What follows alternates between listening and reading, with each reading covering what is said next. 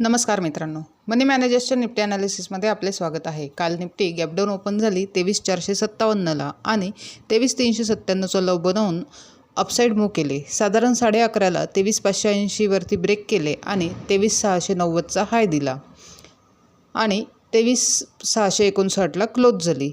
एकंदरीत निफ्टीने मागील 3 दिवसापासून गॅपडाऊन ओपन होऊन अपसाईड मूव्हमेंट केलेली आहे। ओव्हरऑल ट्रेंड साइडवेज आहे। त्यामुळेच जोपर्यंत डेली टाइम फ्रेममधील 23,840 आणि 23,400 किंवा 23,260 ही रेंज ब्रेक होत नाही तोपर्यंत चांगला ट्रेड होऊ शकत नाही। तसेच 23,840 हा रेजिस्टन्स असून 23,400 हा सपोर्टचे काम करत आहे। आता उद्यासाठी बघितले तर 5 मिनिट टाइम फ्रेममध्ये 23,725 आणि 23,540 या दोन महत्त्वाचे लेवल्स आहेत। तसेच 23,780 हा एक अपसाईड हर्डल देखील आहे। जर तो ब्रेक झाला तर निफ्टी पुन्हा 23,840 हिट करू शकते। तसेच जर 23,540 खाली ब्रेक झाले तर निफ्टी पुन्हा 23,400ला जाऊ शकते। ओव्हरऑल मार्केट साइडवेज असल्याने ट्रेड करताना प्राइस ॲक्शननुसारच करावा।